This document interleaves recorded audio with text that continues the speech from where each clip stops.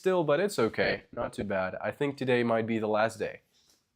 Hey everybody. World's bestest girl, hello. What's up? Hello Corinne. Hello everybody. How are you all doing today? Drinking beer? Good, okay. Well, enjoy. Enjoy your beer. Hello from Dominican Republic. Well, hello from Georgia. Now, to all those new people here, I'd like to say that I am living in Georgia right now. I'm originally from Paris, France, just for you to know. Hey, Vamsi, what's up? Hello from Spoons. Hello, Lavinia. Thank you for your support last time. I well received it. It means a lot to me. Thank you. And I'm glad you didn't say anything about the bruschetta, or more like bruschetta. Barry, happy Sunday to you too. Yes, I'm having an awesome weekend, thank you. Max from Paris, really? Oui, oui, je suis parisien, exactement. That's right. That's right, mate. Your name is Zara. I was just thinking, I keep calling you Zuelm, but I'm sure that's not your name. So Zara, okay. Hello, Zara. Hello, Lavinia. Dr. Phoenix, hello. Hello, Roy. Hello, Ravi. Glad to see you here. Hello, Rocky. Hope you're doing great. Now, I just need to tell something really quickly. I must say that I believe, if I'm not mistaken, I'm often seeing stories from Rocky they seem about food. It just seems delicious. And I believe that it's in Hong Kong. And I think I would go to Hong Kong just for this food. So yeah, since seeing you there just makes me hungry about this food. Hello, Monte. Hello, Dea. Lalith. Of course I didn't forget you. What's up, Lalith? Hello, Matthias. Hello, everybody. Thank you, Mohit. Hello, Alexander. Greetings to you too. All right, so let's get started. Dea, that's good. From India, the birthplace of yoga. Welcome, everybody. Okay, I'm going to be turning off the comments on Instagram and we shall start flowing without distractions so you can see me well. Again, I'm feeling a little bit sick, so sorry about my nasal way of speaking. I'm not fully good yet. Hey, Stan, happy Sunday to you too. Bonjour, France. Hope you're doing good. Okay, so we'll be improvising today. Today is a freestyle session, not a workshop, obviously. I just felt like, I was a bit sick even a week ago when I made the schedule. I knew I would be traveling a lot, and I was not keen on doing a workshop while I was not feeling great, so I'm glad. I'm glad I didn't do a workshop, because yes, I'm still feeling a bit sick, but I'm totally good for a freestyle lesson today. So let's get started. Hope you're doing great.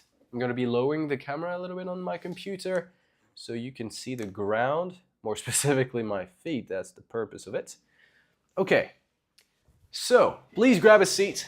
It can be anywhere, on a chair, on a couch, on the floor, wherever you feel comfortable.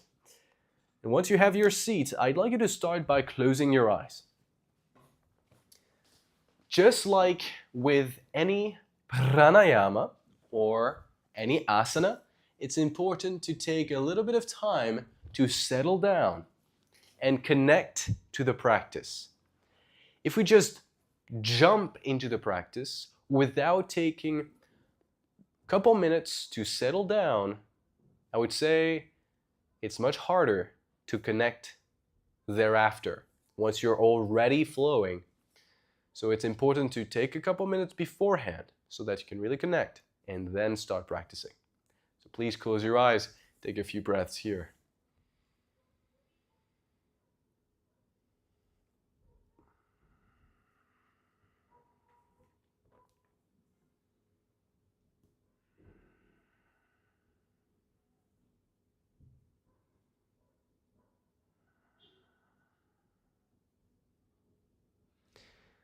Good. Slowing down the breath, slowing down the mind, releasing the tension away from the body, never to return.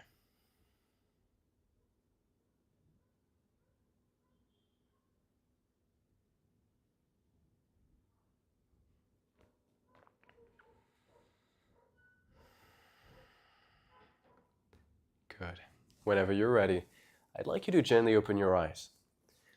Now, before we begin the neck exercises, I would like to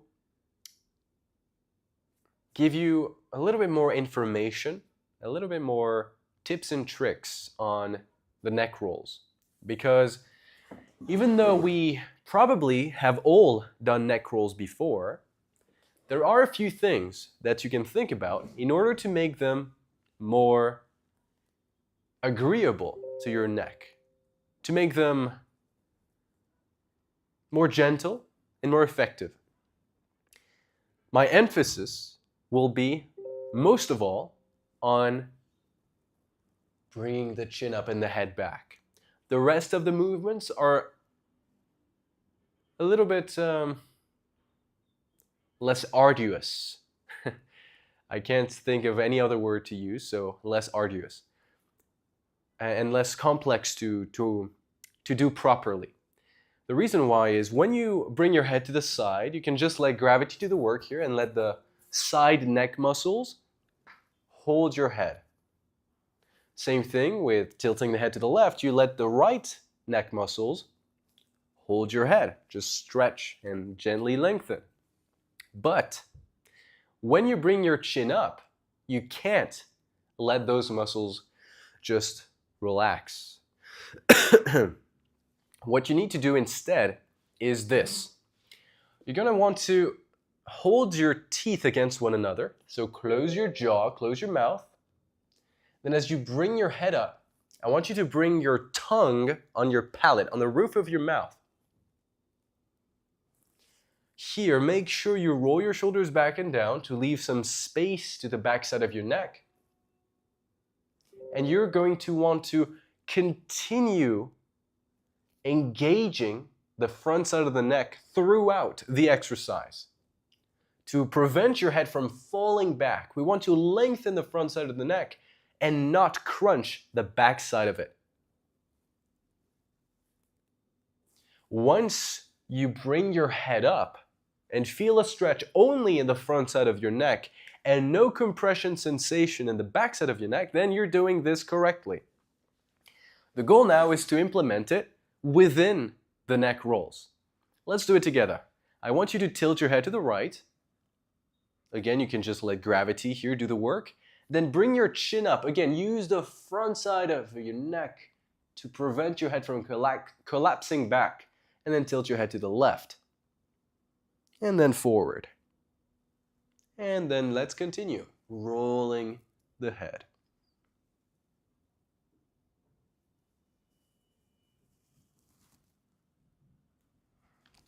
When I was younger, I always rolled my neck in the wrong way. And nobody ever told me otherwise, so my neck always hurt when I was rolling my head. But I thought it was normal. But no, it's not. Let's do the other side now. Left, up, right, bottom. Continue. Making sure that you're stretching the front side of your neck and not the back side crunching.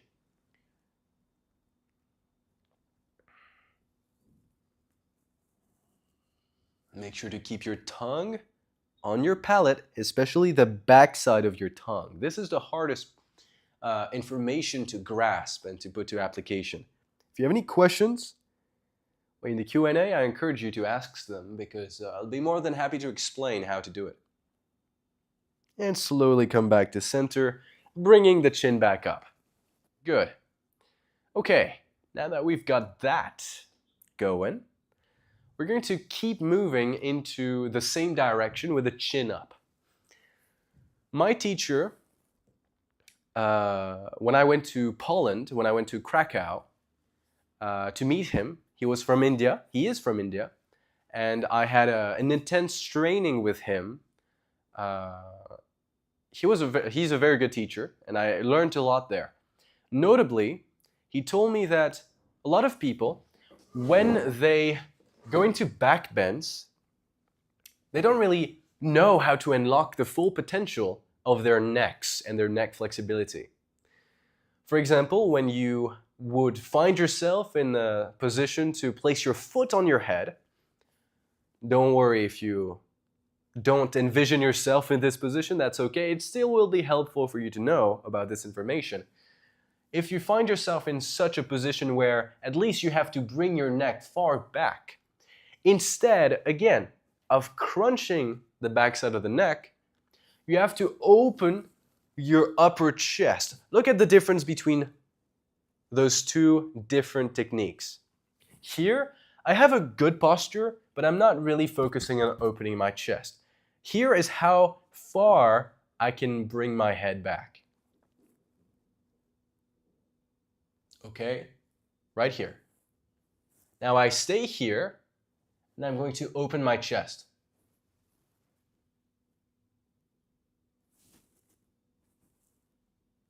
You see the difference? It's a big difference. It's a very big difference, and it's created by a pretty small movement, just opening the shoulders, opening the upper chest. Now this applies not only to the neck, but also to the entire spine. Because when you do back bends, the first thing that comes to mind, and the easiest thing that comes to mind, the most natural thing I would say, is to just let the lower back take everything and just crunch, feeling a big compression in the lower back. But that's not what you need to do. Same as with the neck. As a matter of fact, you know the cervical spine is still part of the spine, so when you do back bends, this obviously counts. It's the same thing. You lead with the upper chest and you focus on contracting the front side of your core and of your belly to prevent your lower back from crunching, and instead reaching the upper chest up as much as you can, trying to feel a stretch in the front side body instead of a crunch in the back side body. This is the key to deeper and safer back bending. Just like this. If I combine everything, this is how it would go. I feel a big stretch in the front side of my neck, a big stretch in the front side of my belly and of my chest, and no compression whatsoever, in my spine.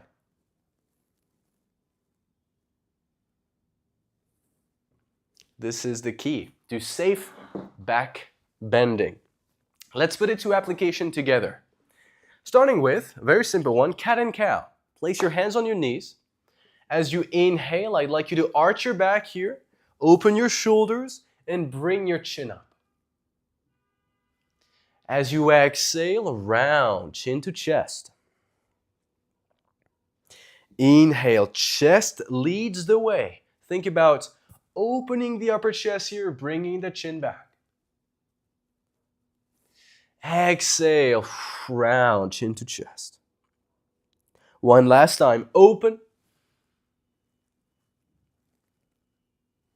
And then as you exhale, round. And inhale, come back to center. Great, great job. Okay, from here, so you did great. We're gonna take a little step back from the back bend, so we don't want to overdo it, but I hope you learned a few things in the first section of today's freestyle flow that could help you out in your regular practice. And even in your day-to-day life, for example, if you're trying to look at the stars in the night, instead of doing this, well, you can do this. It will be better for your cervical spine, and it will open the front side of your neck. So even in your day-to-day life, this is useful information. Okay, now let's move on. We are going to leave the back bends aside, but not fully, because in today's freestyle, I want to teach you about the full extent of back bends, the 360-degree back bend practice. When I started practicing, I was using my lower back. I was not using the front side of my body at all. I was just using my natural spine flexibility, and it hurt my back quite a lot. And I had to stop back bending for a couple years. I didn't have any injury, it just was hurting. It was very sensitive because I just was crunching my back all the time. There's another thing that makes my lower back really take all of the bend. And it's not only because my upper back is not opening enough, it's also because of my lower body. Let me show you dancer pose, for example. This is a very,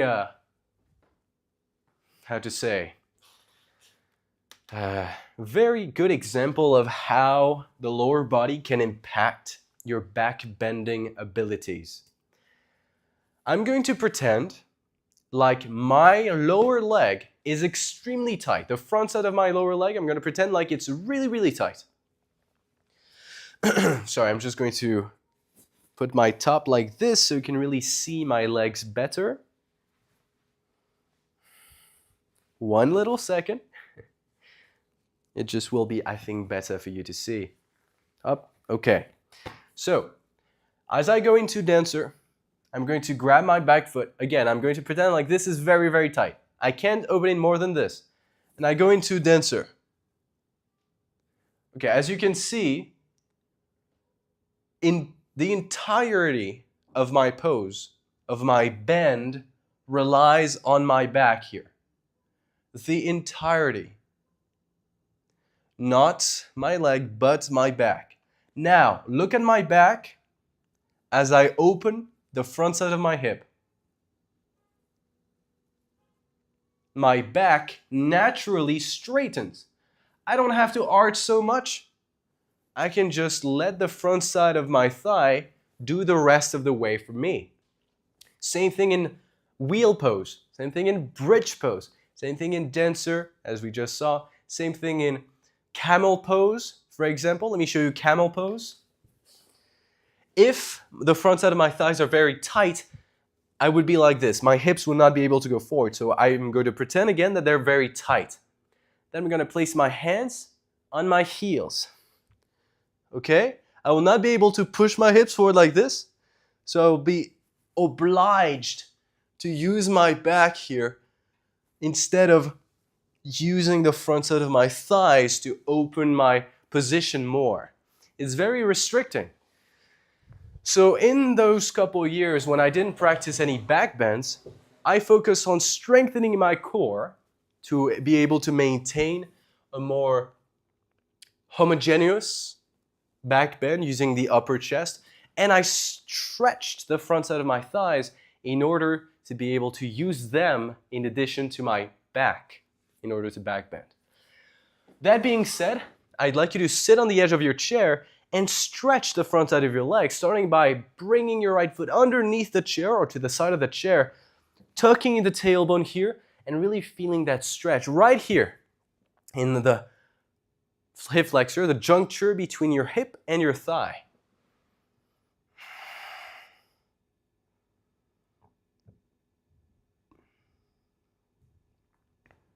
You're doing good. For another 5, 4, 3, 2, and 1. Slowly release and switch.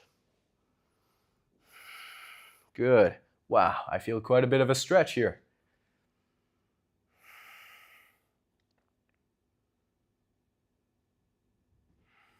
Keep breathing.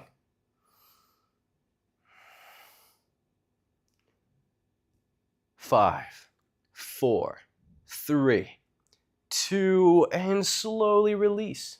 Very good. Sit comfortably onto your chair and close your eyes.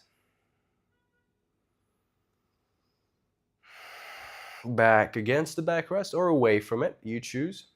Feeling the natural openness in your body here.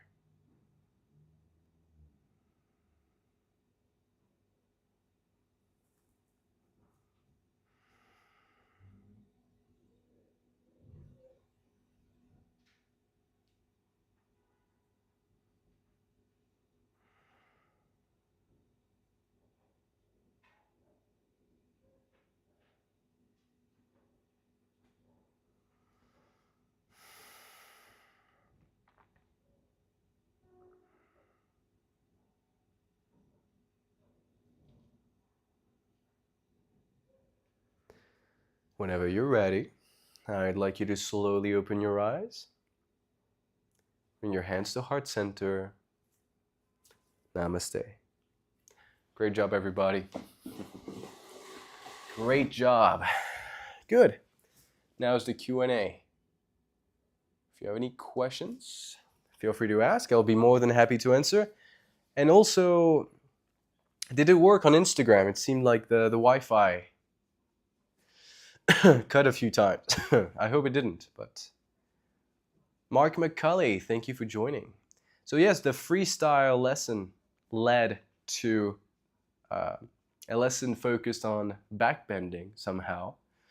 I hope you enjoyed. And if you have any questions, of course, feel free to ask. Perhaps on how to bring the tongue on the roof of the palate, maybe, or something else. Thank you, Corinne, for the link. If you'd like to support, of course, as usual, the link is there for you. Nothing is mandatory, of course, but it helps out a lot. Thank you. Thank you, Mark, for the support last time. Thank you.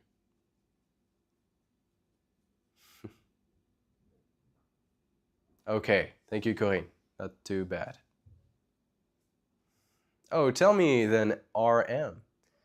Pressing the back of the tongue up against the roof of the mouth makes a huge difference. Ah, thank you, Monte. It does, doesn't it? And we wouldn't think that such a minor difference would make such a big difference in the end in the stretch itself. So I'm glad you noticed that.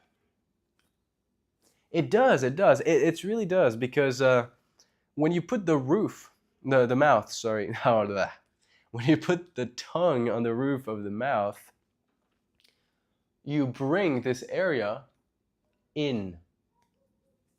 And this stretches the front side of your neck much more than if you let it go. It really does make a big difference. True. That's true. Glad you felt it.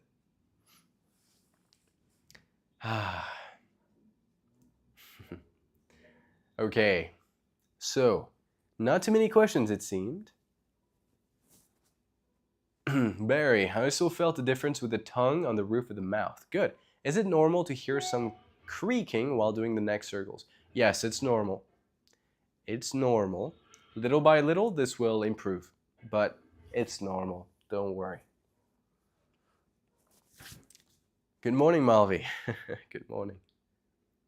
So yes, that's okay. That's okay.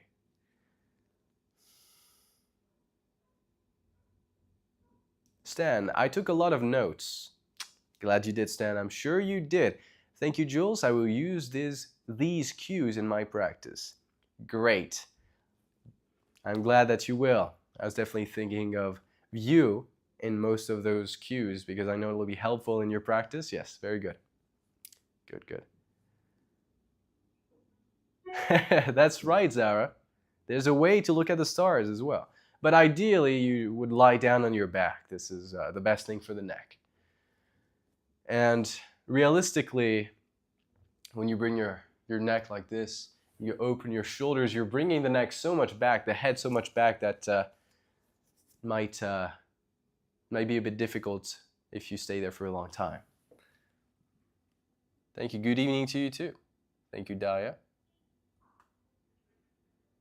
Thank you, Ronit. Trying. Lavinia, I feel that the last stretching is more effective if I stand in front of one side of the chair, racing away from the chair, then put my knee on the chair towards the back and bend the supporting leg. Yeah. It definitely sounds like this is more intense. It is more intense. But if you do the stretch on the chair with a lot of activation in the right muscles, both should be almost as intense. But it's harder to reach the level of intensity of the stretch you're doing on the chair though. It also depends on how flexible you already are. It will help me to see a picture, but if you're already pretty flexible, then in that case, the one you're doing is more intense. I mean, there's no way for the other one to be as intense. It really depends on how flexible you are. facing away from the chair. Yeah, I am. I could picture it. I'm non-vegetarian, at least for now. Rocky, I hope you can cure your hunger after the session. Maybe. I'll try. Any foods you would recommend for post-yoga? Well, Rocky, good question. I would say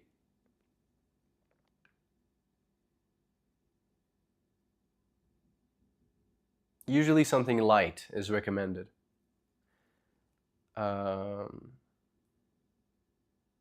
Something refreshing.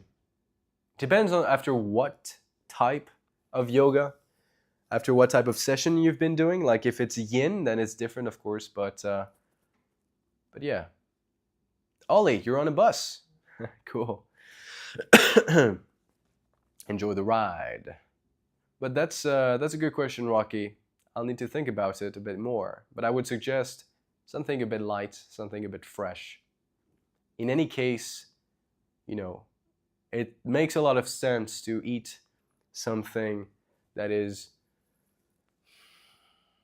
clean for the body after practicing yoga.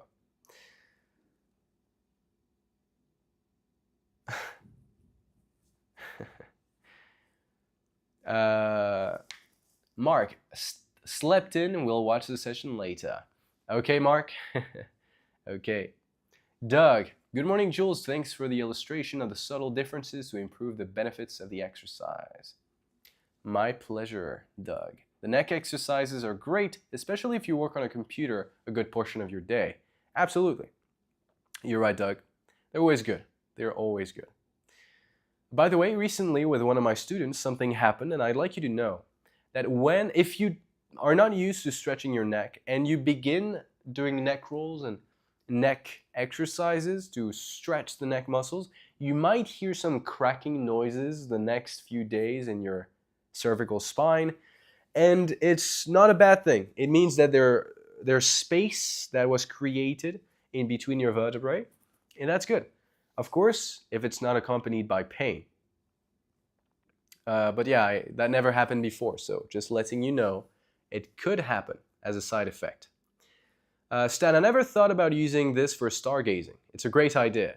We had a supermoon 2 weeks ago. This could have been useful. Indeed, Stan. Indeed. Again, careful not to stay too long using this method because it's pretty intense.